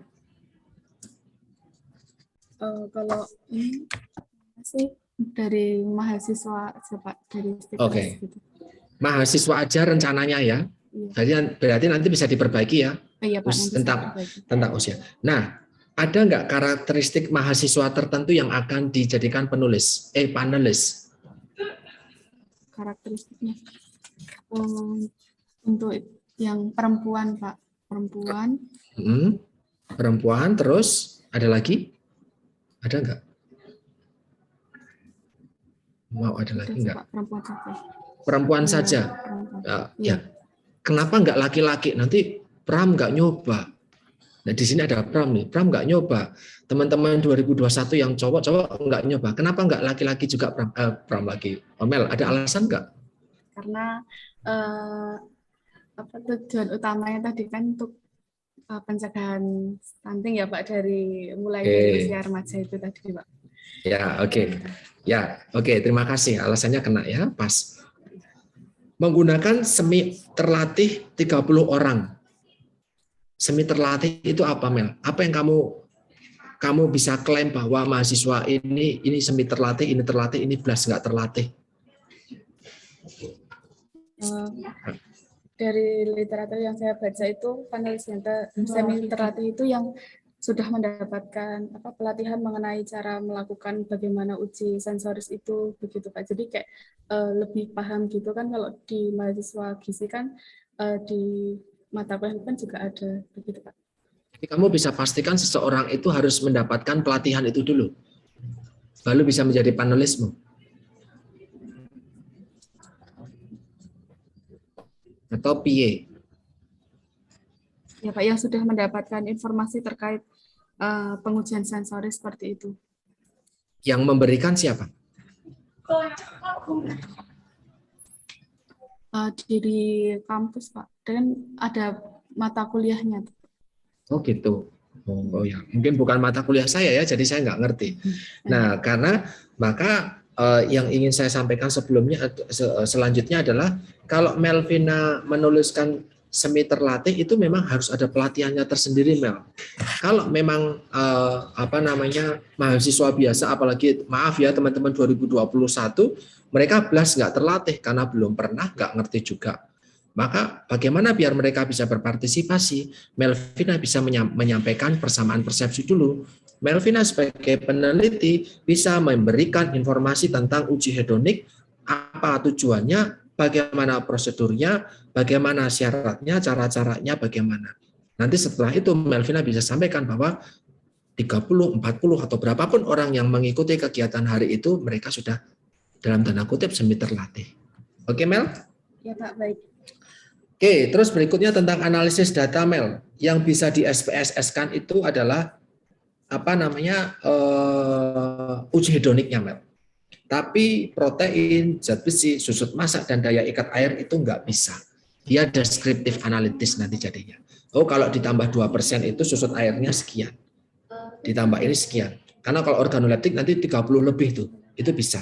Tapi kalau yang protein dan zat besi itu kan nanti cuma dapat 5. Toh, kamu kan pakainya cuma 5. Kalau 5 ya nggak bisa di SPSS-in. Nanti siapa yang paling tinggi, siapa yang paling rendah, itu paling rata-rata dari 3 atau 5 pengulangan, itu paling. Jadi nggak bisa di SPSS-in. Jadi silakan nanti bisa ditambahkan kalau yang di SPSS dengan analisis statistik ANOVA dan yang lain itu adalah tentang yang organoleptiknya. Ya, tapi kalau untuk yang protein sampai daya ikat air itu adalah dengan analisis deskriptif. Oke, tenan ya. Ini terus buat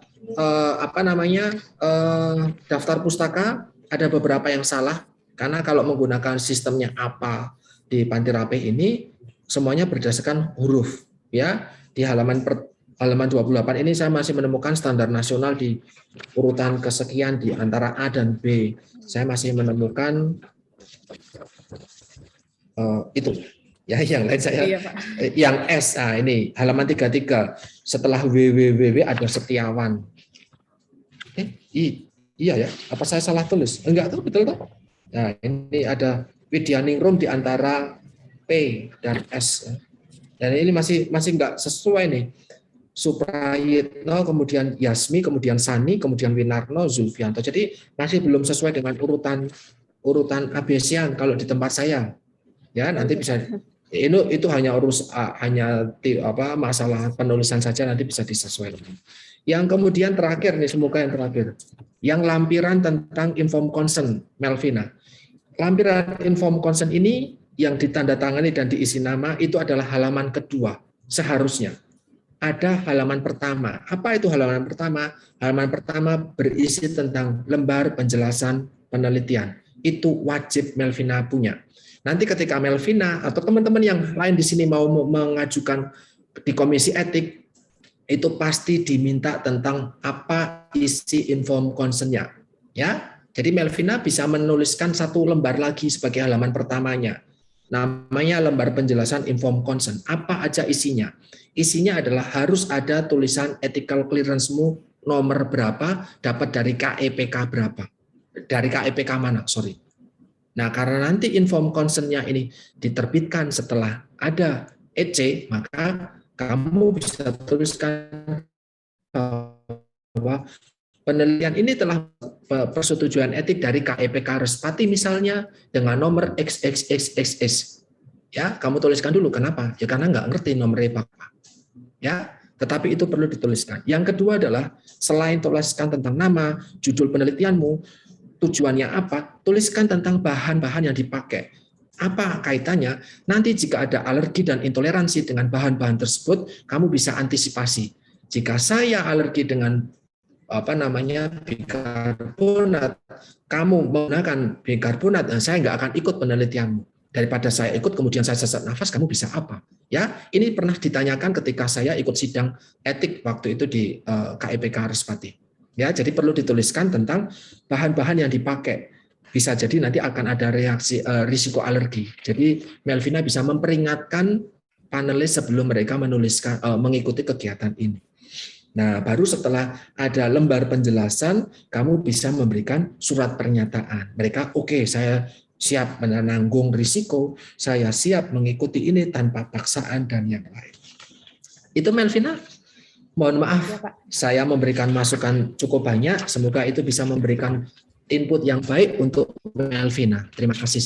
Kemudian waktu berikutnya saya berikan kepada Ibu Purna atau mau Ibu Sinta dulu ini? Monggo. Monggo, mungkin Ibu Sinta dulu karena Oke. Ini sudah intensif dengan saya sebelumnya. Oke, monggo Ibu Sinta sebagai masukan banyak mungkin. Baik. Baik, terima kasih Pak Dian. Selamat siang Pak Dian, Bu Purna, Mbak Melvin terutama dan rekan-rekan mahasiswa sekalian. Di sini Bu Sinta mau menambahkan masukan saja dari tata tulis ya. Sebenarnya kemarin kita juga sudah intensif ya Mbak Melvin ya, tapi tetap aja ada yang terlewat ya. Gitu. Terima kasih juga Pak Dian, terutama tadi pada judul ya. Memang ini sangat kelihatan sekali ya. Ternyata masih ada yang terlewat untuk huruf besar dan huruf kecilnya pada judul. Nah, di sini masukan Bu Sinta, mungkin karena ini di print ya Mbak Melvin ya. Sebenarnya kemarin Bu Sinta lihat waktu kita diskusi via Zoom itu tata tulis marginnya ya 4433-nya sepertinya sudah sesuai begitu ya. Tapi saat di print itu sepertinya ini bergeser ya. Jadi 443-nya untuk di cover depan gitu ya. Jadi sekolah tinggi ilmu kesehatan terapinya sepertinya agak terlalu naik seperti itu ya. Gitu. Nanti coba tolong dicek lagi ya Mbak Melvin. Itu. Dan juga kita terlewat juga Mbak Melvin di cover ini ternyata tidak ada NPM-nya ya. Jadi disusun oleh Mbak Melvin begitu. NPM-nya itu belum tertulis, tolong ditambahkan gitu. Begitu juga pada halaman cover Romawi 1. Untuk Romawi 2-nya sudah sesuai. Selanjutnya untuk di Romawi 5 daftar pustaka itu kita juga terlewat untuk tabel 3.1-nya itu ada double Mbak Melvin. Jadi tabel 3.1 untuk definisi operasionalnya itu tertulis 2 kali. Nanti tolong untuk direvisi. Juga untuk di di bab 1, bisa bab 1 untuk halaman 3 gitu. Mungkin itu kemarin terlewat ya, padahal kita diskusi sudah Bu Sinta berikan note bahwa untuk yang kandungan protein kandungan kalsium itu pada daun kelornya mungkin terenter ke bawah ya, harusnya jadi satu paragraf seperti itu ya. Itu. Selanjutnya lagi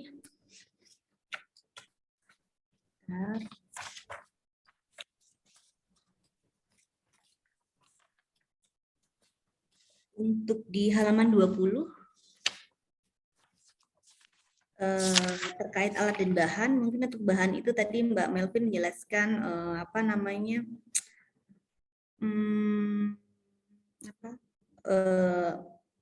Kecamatan Jetis, Kota Yogyakarta ya. Mungkin untuk kecamatannya nanti langsung ditulis, tidak perlu disingkat ya Mbak ya. Oh iya Bu. Ya. Nah, untuk halaman 24 pada metode pengujian, terutama untuk daya ikat air, di situ untuk penulisan rumusnya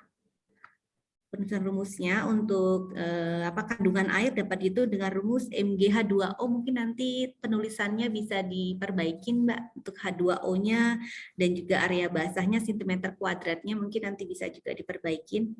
Jadi untuk H2O dan cm kuadratnya nanti bisa untuk diperbaikin.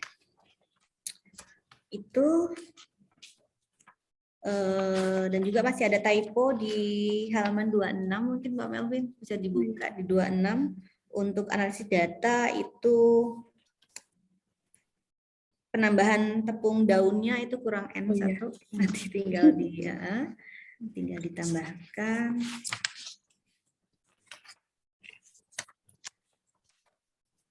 Saja, dan mungkin Bu Sinta bisa bertanya satu saja Mbak Melvin terkait pesan ini kan memang Mbak Melvin pada karakteristik kimianya ya tadi menggunakan salah satunya adalah metode AAS gitu ya.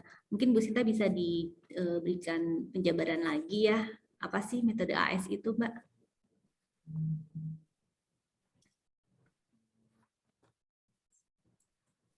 Metode AAS itu apa Mbak? AS itu sudah ada sebetulnya di bab 3-nya Mbak Melvin. Untuk pengujian kadar zat besi sendiri dengan larutan nanti dimasukkan ke dalam alat injeksi seperti itu. Oke, Pak Marvin, terima kasih. Sebenarnya di bab 3 sudah cukup jelas apa itu AAS, begitu ya. Beberapa juga saat kita diskusi kemarin beberapa singkatan-singkatan dan juga simbol-simbol itu sudah Mbak Melvin coba untuk memberikan penjelasan di awal. Jadi kalau tadi diberikan, kita sampaikan bahwa apa itu AAS, jadi nanti Mbak Melvin bisa langsung menyampaikan metode AAS itu apa dulu singkatannya dan bagaimana secara prinsipnya, walaupun memang untuk metode AAS ini tidak diuji sendiri ya, tapi nanti di mana di ya gitu ya. Jadi setidaknya teman-teman untuk uji kimiawinya itu juga mengetahui setidaknya pada prinsipnya saja gitu ya, tahapannya seperti apa walaupun teman-teman tidak menguji secara langsung. Mungkin itu saja dari saya. Jadi nanti tolong Mbak Melvin beberapa tata tulis nanti biar bisa diperbaikin lagi, termasuk tadi masukan dari Pak Dian juga dan beberapa masukan dari Bu Sinta tadi nanti mohon untuk diperbaiki. Begitu dari Bu Sinta dan terima kasih kembali ke Pak Dian. Terima kasih Bu Sinta atas masukannya. Kemudian waktu selanjutnya monggo Ibu Purna selaku pembimbing pertama, dipersilakan.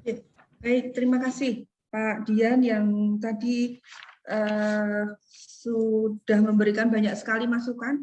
Saya sudah membantu mencatatkan Melvina sehingga nanti masukan-masukan Pak Dian tadi sungguh bisa membuka wawasan atau menambah wawasan sehingga nanti pelaksanaan penelitiannya bisa jauh lebih baik. Karena kita sudah diskusi intensif pun ternyata banyak hal yang terlewat begitu.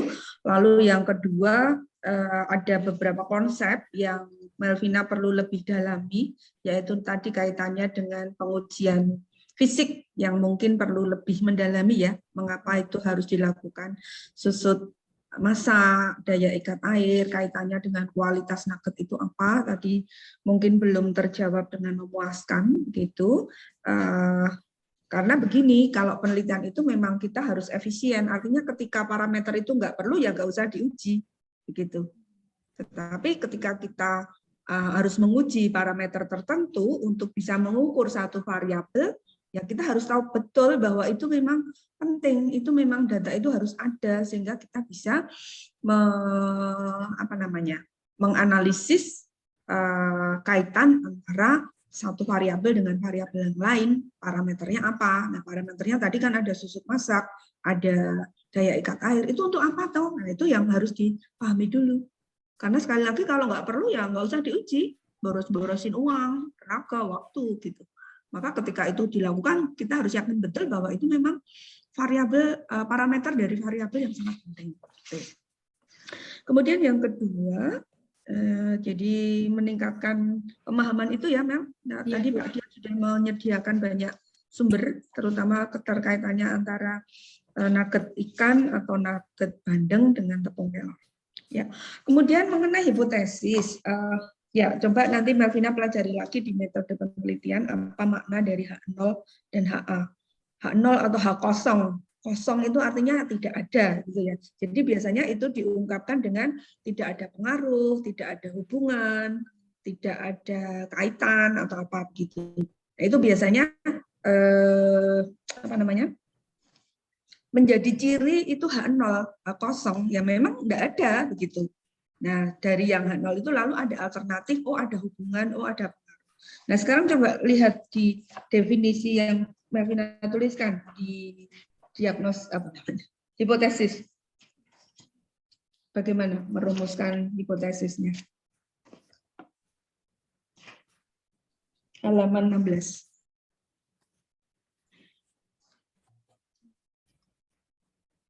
Oke, silakan dibaca halaman 16. Iya, Bu. Untuk yang hipotesisnya, yang ada pengaruh penambahan tepung daun kelor terhadap karakteristik kimia nugget ikan bandeng meliputi protein dan zat besi. Itu H apa? Kalau di sini H0. Nah, itu. Padahal tadi kalau 0 kosong itu nggak ada pengaruh, nggak ada kok ya. Gitu. Ya, jadi kebalik ya. Iya, Bu. Ya, oke. Yang lain? Yang lain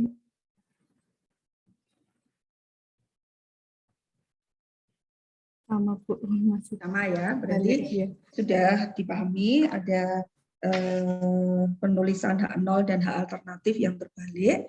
Ya, lalu ya penelitian itu artinya peneliti itu boleh dan harus membaca sebanyak mungkin penelitian-penelitian sebelumnya atau textbook yang dari disusun berdasarkan hasil-hasil penelitiannya.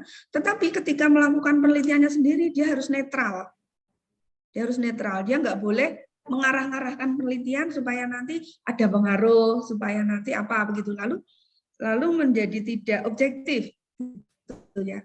Maka mungkin sedikit melengkapi atau mungkin apa tadi yang disampaikan Pak Dian. Oke, kita memang mengharapkan bahwa nugget kita itu baik dengan penambahan tepung kelor, tetapi kita tidak boleh lalu mengarahkan penelitiannya itu supaya hasilnya ada pengaruh atau tidak ada pengaruh begitu. Kita betul-betul hanya melakukan perlakuan, mengendalikan suasana penelitian yang tidak kita teliti, misalnya tadi lama pengukusan, ketebalan pengukusan, ketebalan nugget, itu harus dikendalikan semua sehingga semua perlakuannya sama, karena itu tidak kita amati gitu. Maka netralitas si peneliti itu dalam penelitian apapun sebetulnya ya itu harus selalu dijaga. Maka tidak boleh mengarah-arahkan supaya nanti hasilnya sesuai dengan yang saya harapkan.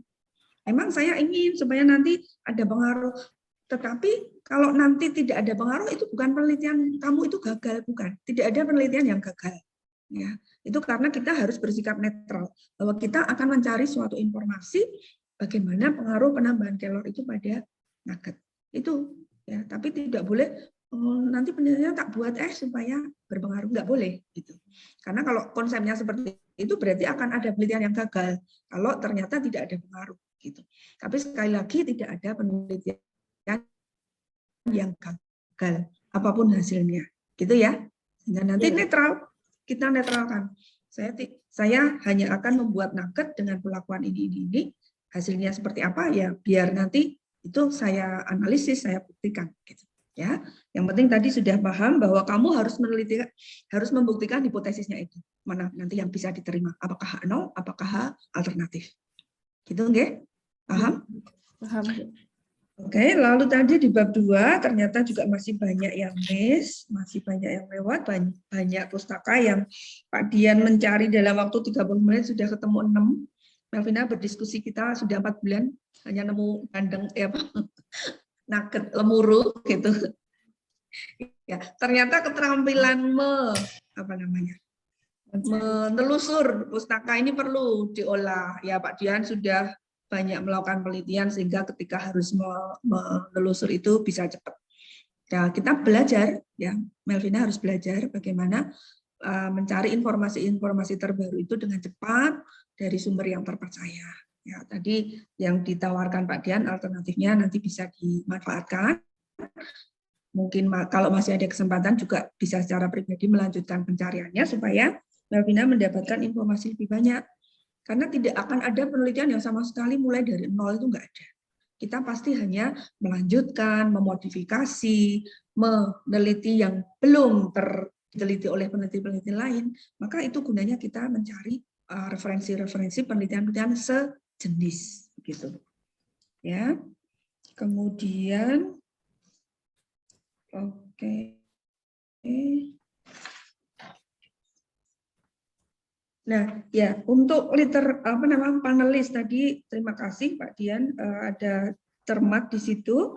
Nah, kalau Melvina menampilkan di bagian pendahuluan bahwa pencegahan stunting itu harus dimulai sejak remaja, menyiapkan remaja yang sehat, yang nanti kalau menjadi ibu itu siap melahirkan anak-anak yang sehat, maka memang lalu ketika panelisnya itu mahasiswa, coba dicek lagi deh, artinya definisi remaja itu dari umur berapa sampai berapa? Mungkin Melvina sudah ada info.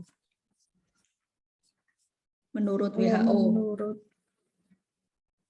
atau siapalah, Depkes atau apa begitu, remaja itu umur berapa sampai berapa? Kalau saya tadi mencari itu menurut BKKBN itu dari usia 10 sampai 24 tahun, Bu. Itu remaja? Iya. Oh ya, jadi mungkin ada apa itu namanya remaja awal, remaja Oh, akhir begitu ya, itu kan iya, ada. Bu. Nah, karena nanti sasarannya panelisnya itu teman-teman mahasiswa yang kira-kira usianya di sini kan mulai 17 sampai 24-an begitu ya, mungkin remaja akhir nanti ya begitu. Ya. Jadi oke, definisi remaja itu seperti itu, tapi yang akan siap jadi orang tua kan pasti bukan remaja awal yang 10 tahun, bukan kan ya. Sehingga nanti diberi penjelasan secukupnya mengenai tadi perbedaan remaja, apa namanya, lebih fokus pada remaja akhir dan itu konsisten dengan nanti panelis yang akan dilebatkan di dalam penelitian. Gitu. Kayaknya ada, pasti ada.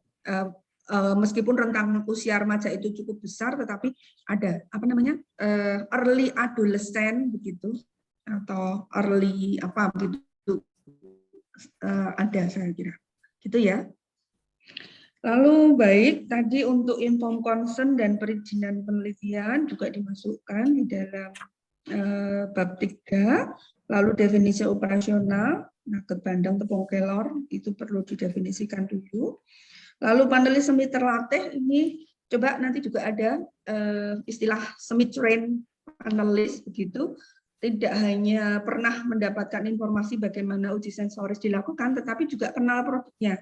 Jadi mungkin nanti harus ada tahap Melvina berkomunikasi dengan calon panelis, mencoba nugget yang bukan nugget penelitian, mungkin beli nugget apa, begitu lalu coba ini lo nugget. Kalau apa namanya, kalian bisa lihat karakteristik nugget itu apa, kenyal, ya, penampakannya seperti ini, begitu. Jadi kenal nuggetnya, bukan hanya kenal uji sensoris itu apa gitu ya. Jadi tidak asing dengan objek yang diuji gitu ya. Kemudian ya mungkin ini perlu kita diskusikan mengenai SPSS karena untuk penelitian-penelitian yang memang terkendali sepenuhnya di dalam di dalam penelitian eksperimental itu memang tidak dibutuhkan data yang banyak karena memang apa namanya keragamannya sudah diminimalkan begitu karena penelitiannya terkendali. Seperti Bu Purna sebutkan tadi, semua aspek yang tidak kita teliti itu harus dikendalikan sehingga tidak ada variabilitas di situ. Ya, seperti tadi ketebalan adonan pun harus diatur, loyangnya harus sama, suhu pengukusan dan lama pengukusannya harus sama begitu. Karena kalau saya baca memang nggak mungkin penelitian eksperimental itu jumlah sampelnya menjadi puluhan atau ratusan. Itu kalau penelitian yang apa namanya sampelnya mewakili populasi, gitu ya. Tapi kalau penelitian eksperimen itu ya populasinya ya sampelnya, gitu. Setahu saya sih bisa Pak Dian di analisis statistik untuk data-data objektif pengukuran seperti itu, ya. Apalagi ini ada 5 perlakuan dan 3 kali ulangan. Jadi total datanya ada 15. Itu masih bisa dianalisis statistik ya. Karena memang ini penelitian eksperimental begitu artinya memang tidak mungkin jumlah datanya banyak seperti halnya penelitian-penelitian yang cross seksional atau apa gitu. Coba nanti kita diskusikan lagi Melvina dan juga dipelajari metode penelitiannya berapa sih jumlah sampel minimal yang bisa diuji secara statistik. Ya. Karena yang penelitian-penelitian sebelumnya juga ada kakak-kakak kelas kalian yang melakukan uji objektif pengukuran dengan alat dan itu distatistikkan itu juga ada. Gitu. Ya, tinggal nanti kita pilih metode yang paling tepat. Penulisan daftar pustaka cukup berantakan. Mohon maaf kemarin saya juga tidak sampai ke situ, begitu ya. Tadi masukan dari Pak Dian dan Bu Sinta baik untuk dicermati, lalu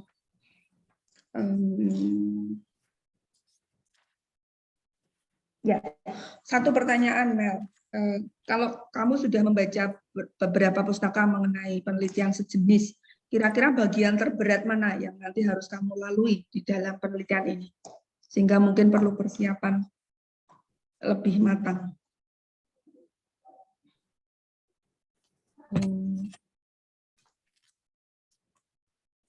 Jadi untuk apa proses pembuatan nuggetnya itu sendiri untuk apa bukan menyiapkan bahan-bahannya gitu. Jadi analisis nanti bikinnya ini berapa itu, jadi nanti enggak pas udah bikin tuh nanti tiba-tiba kurang atau apa gitu kan, harus dipersiapkan lebih matang gitu Bu.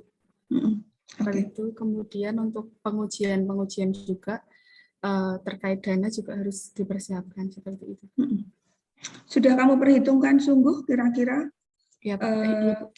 kebutuhan bahan, kebutuhan biaya begitu sudah? Kemarin untuk ngitung kasarnya ya sudah Bu. Oke. Dan kamu bisa mengcover itu semua? Iya, sudah dibicarakan juga sama orang tua. Sekiranya nanti habisnya segini gitu. Oke. Baik, karena tadi kamu mau ada 4 pengujian ya, yang bukan uji sensoris, artinya 2 uji fisik dan 2 uji kimia, dan itu dilakukan 15 kali ya berarti. Ya. Jadi 5 sampel, 3 kali ulangan itu harus dianalisis semua, sehingga nanti ketemu data sebanyak 15, sehingga itu nanti bisa dianalisis gitu. Maka lab mana yang akan diajak kerjasama itu juga perlu dipertimbangkan. Yang pertama pasti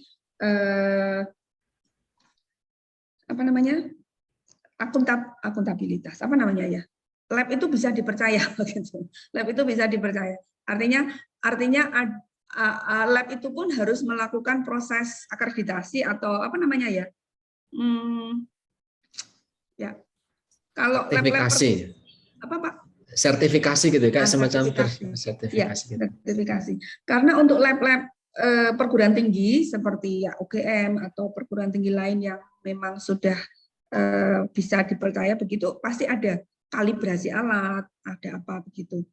Nah, saya sih kemarin di diskusi belum sempat menyampaikan, saya tidak tahu bagaimana posisi Cemik Pratama itu sebagai sebuah lab penguji gitu. Apakah memang handal, apakah memang datanya bisa dipercaya begitu. Nah, coba nanti Melvina cari informasi. Kalau tidak, saya prefer menyarankan di lab-lab perguruan tinggi yang memang sudah terpercaya begitu. Karena data-datanya juga nanti bisa dipercaya gitu. Ya, apalagi nanti kan kalian di akhir penelitian, akhir skripsi harus membuat draft jurnal ya, artikel jurnal. Itu kalau pengujiannya tidak handal, nanti mungkin menjadi masalah, tidak bisa diterima di jurnal-jurnal begitu. Ya. Saya sepakat Bu, ini ternyata kalau di bimbingan saya itu hampir semua itu kalau yang cek lab-lab ini pakai labnya itu. Ya. Iya, itu labnya Jojo waktu itu cari kan ya Bu ya, pertama kali cari saat itu kan. Nah itu, jadi mungkin ini mumpung ada 30-an orang yang hadir, kalau mau pakai lab, saya sepakat sih Bu, kita bisa tentukan, bukan tentukan ya, kita bisa sampaikan dulu kalau jangan sembarangan cari. Ya. Saya sepakat. Ya. Karena dulu kalau di rekayasa makanan sih ya hanya latihan penelitian gitu ya. Dulu saya sempat heran, loh, masa agar-agar seperti ini kok seratnya hampir 0, kan nggak mungkin. Ya, itu dari hasil Cemik Pratama juga begitu. Produk puding kalau nggak salah zaman itu. Kadar seratnya hanya 0,000 berapa gitu. Nah, ini dari situ saja saya sudah agak ragu gitu. Tapi ya coba nanti para mahasiswa bisa cari informasi, kalau kita memang sejauh bisa dilakukan sendiri, lakukan sendiri. Ya, misalnya pengujian viskositas cairan kita sudah punya alatnya, pengujian kadar air, kadar abu itu bisa dilakukan di kampus. Ya, itu lakukan sendiri. Itu lebih terpercaya. Ya. Nah, kemudian yang memang kita nggak punya alatnya, silakan menggunakan atau kerjasama dengan lab lain. Ya, yang saya pernah bekerja sama itu di mana Wangsa Manggala itu sekarang Mercubuana, itu labnya dari program studi yang sudah terakreditasi A, gitu ya, itu pasti bisa dipertanggungjawabkan dan tarifnya jauh lebih murah daripada UGM. Ya, kalau TP UGM sudah terakreditasi A, pasti labnya juga bisa dipercaya. Mungkin dari saya itu saja Pak Dian. Terima kasih Pak Dian dan Bu Sinta yang sudah membantu saya sehingga bisa menemukan hal-hal yang masih bolong sehingga nanti penelitian Melvina bisa lebih Baik, terima kasih. Baik, terima kasih Ibu Purna, terima kasih Bu Sinta, Melvina, selamat. Silakan nanti ini karena kamu juga mendapatkan akses untuk merekamnya, silakan itu bisa ditonton kembali. Harapannya masukan dari kami bertiga bisa Melvina gunakan untuk segera revisi, kemudian jadikan sebagai protokol untuk mengajukan ethical clearance biar segera dapat dilakukan penelitiannya. Tadi tentang judul-judul penelitian yang sudah ada sebelumnya saya sudah kirimkan di kolom chat. Silakan nanti Melvina sebelum meninggalkan Zoom ini bisa di-download dulu daripada harus tidak ketemu gitu kalau misalnya belum mencatat. Itu kalau hari ini, kemudian masih ada beberapa menit dari teman-teman yang hadir di sini. Teman-teman 2018 ya, kalau saya lihat 2018 semuanya. Oke, apakah ada yang ingin ditanyakan kepada Melvina? Barangkali ada sesuatu hal yang sesuai dengan penelitian kalian, mirip penelitian kalian ingin sampaikan untuk memberikan masukan juga untuk diri kalian sendiri atau bahkan untuk khususnya juga untuk Melvina. Monggo, teman-teman di sini 2018, ada yang ingin ditanyakan silakan. Miss, kita, wah ini nggak apa-apa padahal tanya ya, walaupun ternyata di belakang, please jangan tanya, biar saya nggak akan tanya ketika kamu maju gitu ya. Bukan, jadi kita bertanya bukan untuk menguji gitu ya, bukan untuk menjatuhkan, tapi semata-mata memberikan masukan gitu ya. Maka dari ini terbuka buat teman-teman. Ya, tetapi kalau memang tidak ada, baiklah kita bisa cukupkan hari ini. Terima kasih Melvina. Ibu Purna, saya ingin konfirmasi ini karena proposal, jadi kita bisa tutup ya Bu ya, tidak perlu kita diskusi lebih lanjut, betul? Ya. Karena tidak ada pernyataan lulus atau tidak lulus. Ya. Oke, ya baik. Kita Cuma, berarti perlu ujian lagi atau tidak? Gitu.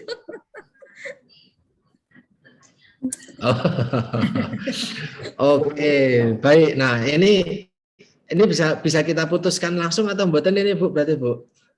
Atau perlu kita ambil breakout sebentar atau prepon? Enggak usah. Kalau dari saya sih tidak. Oh monggo, saya sudah.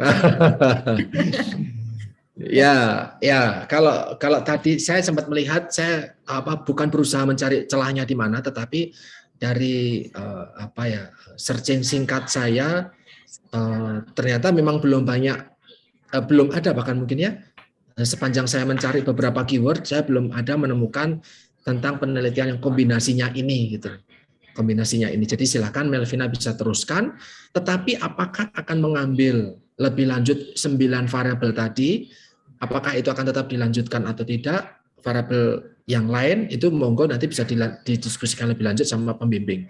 Kalau memang kalau mau memang diteliti lebih lanjut, silakan nanti dilengkapi dengan literatur-literatur yang sesuai. Kalau memang tidak, silakan nanti bisa disesuaikan di dalam revisi. Melvina punya kesempatan untuk revisi 1 minggu, ya Bu, ya betul ya Bu ya, 1 minggu. 1 minggu untuk berdiskusi secara intens, meskipun minggu ini kita tahu ini adalah minggu Pekan Trisuci buat teman-teman Kristiani, tapi manfaatkan untuk bisa berdiskusi secara daring ataupun luring dengan para pembimbing. Termasuk nanti juga kalau memang mau berdiskusi dengan saya karena terkait dengan ada banyak masukan dari saya, itu juga dipersilakan. Tapi memang diutamakan dengan para pembimbing terlebih dahulu. Itu dari saya Melvina, juga dari Ibu Purna dan Ibu Sinta, mewakili kami tim penguji, mengucapkan selamat, tapi kami menunggu kehadiran Melvina untuk revisi, tanda tangan kami, jangan pergi setelah ini, karena biasanya pergi setelah ini. Kita capek terus pergi setelah ini, kita ketemu nanti malah justru ketika waktunya mepet. Nah itu yang tidak diharapkan.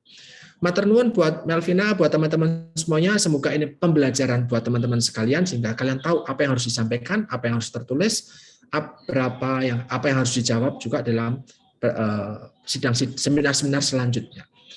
Terima kasih Melvina, Bu Purna, dan Bu Sinta. Kita tutup hari ini. Oh, sudah. Didokumentasikan tidak ya, Pak? Sudah saya dokumentasikan. Oke, jadi sudah saya dokumentasikan dengan diam-diam. Jadi ketika Ibu ngomong, ketika Bu Sinta berbicara dan yang lain gitu ya, termasuk ketika Melvina menyampaikan pendapatnya. Gitu dari saya, terima kasih.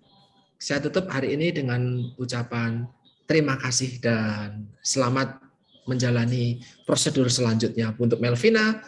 Ada komentar nggak ini dari Melvina? Monggo Melvina. Mau sesuatu. Lupa ya. Jangan-jangan juga penerima Ada masukan unek-unek. gitu. Iya, ada unek-unek Melvin. Ya, baik, terima kasih kepada Pak Dian, Bu Purna, dan Bu Sinta yang telah memberikan saran-sarannya yang terutama untuk kelancaran penelitian saya nanti, dan masukan-masukan dari Bapak Ibu akan saya kerjakan secepatnya sehingga nanti bisa melangkah ke proses selanjutnya juga dengan lancar gitu. Terima kasih. Oke, terima kasih Mel atas hari ini. Semangat terus buat semuanya juga. Silakan yang belum konsul segera konsul ya, biar segera maju juga seperti Melvina. Akhir kata, terima kasih. Selamat sore, matur nuwun berkah dalem. Kita ketemu lagi di kesempatan-kesempatan selanjutnya. Matur nuwun.